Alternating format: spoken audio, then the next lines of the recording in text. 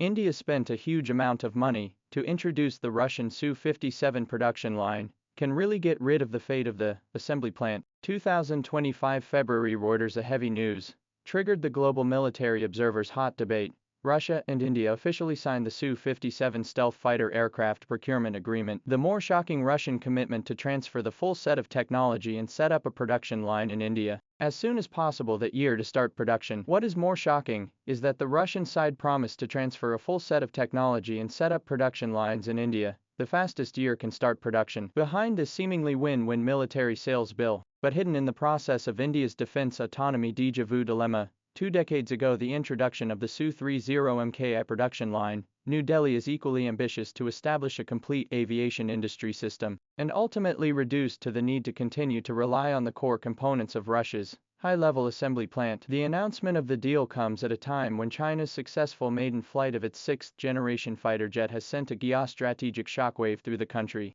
The Indian Air Force's IAF most advanced Rafale has a generation gap with China's J-20, while China's sixth-generation aircraft is expected to enter service around 2030, forcing New Delhi to acquire a fifth-generation aircraft to counterbalance it in a short period of time. Although the US had hinted at a possible sale of the F-35, the Russian-made Su-57 ultimately won out with more lenient technology transfer conditions. It is interesting to note that Russia's confidence in opening the technology door to India this time around stems precisely from the lessons learned from the Su-30MKI partnership 2 decades ago, when China fast-tracked complete localization through the Su-27 production line. While India is still struggling with maintenance upgrades for the Su-30MKI, an in-depth analysis of the Su-30MKI program reveals striking similarities. Of the 222 fighters assembled and produced by India, core systems such as radar, engine, and avionics have always relied on the Russian side to supply them,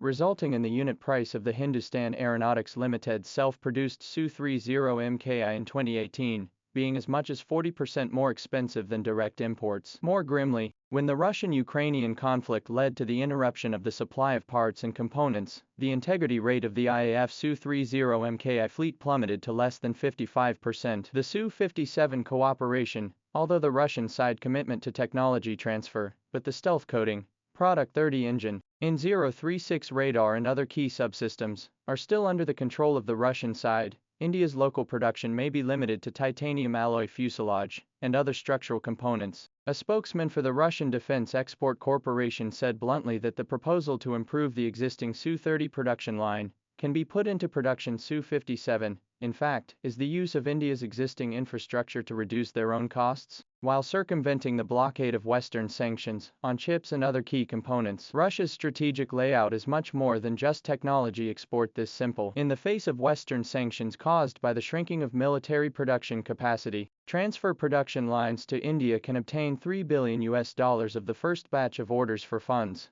but also by India's non-NATO countries identity to bypass export restrictions to maintain the Middle East, the potential supply capacity of the North African market. India's high-profile demonstration of Su-57 and F-35 on the same stage at the Bangalore Air Show is not only a bargaining chip for US pressure, but also exposes the nature of its strategic riding the wall, despite the eventual choice of Russian-made fighter aircraft, but still through simultaneous contact with US and Russian manufacturers strive for optimal conditions. This game is particularly obvious in the technical level. Su-57 although claimed to have super cruise and stealth capabilities, but its radar reflection intercept area of 0.5 square meters, far more than the F-35 0.001 square meters, and even less than the Chinese J-20 0.025 square meters. Indian media disclosure: the Russian transfer of real T-50 prototype period of obsolete technology package. The core of the RBC radar system is still using a mechanically scanned array, and the United States and China 5th-generation aircraft active phased array radar there is a generation gap. More ironic is that the Hindustan Aeronautics Corporation's manufacturing capacity has long been criticized, its assembled Su-30MKI accident rate of up to 15%,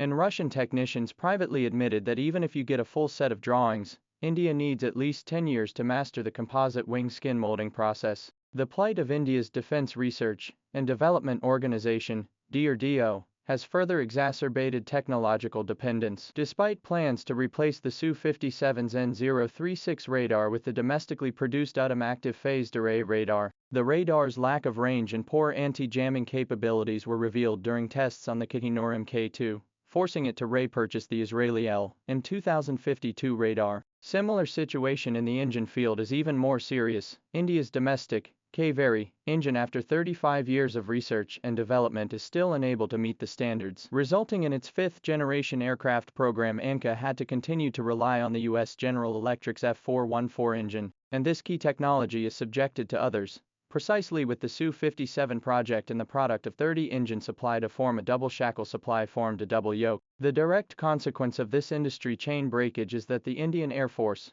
will be trapped in a long-term backward reintroduction of the vicious circle. Su-30MKI, for example, India's localization rate is claimed to be 70%, but the dependence on imports of core components makes the maintenance cost of a single machine 3 times higher than the Russian original, and since 2019, due to the delay in the delivery of the Russian side of the L-31FP engine, which led to the grounding of 42 fighters, the Su-57 cooperation, although the Russian side promised to set up maintenance, repair and overhaul centers in India, but the intellectual property rights of key components and the supply chain is still in the hands of the Russian United Aerospace Manufacturing Group, which means that India needs to pay at least $200 million per year technology licensing fees to maintain the production line. Facing the cross-generation advantage of China's sixth-generation aircraft, India's strategic anxiety has led it to choose a high-risk path. The Center for Strategic and International Studies assessment shows that even if India equips 120 Su-57s before 2030 as planned,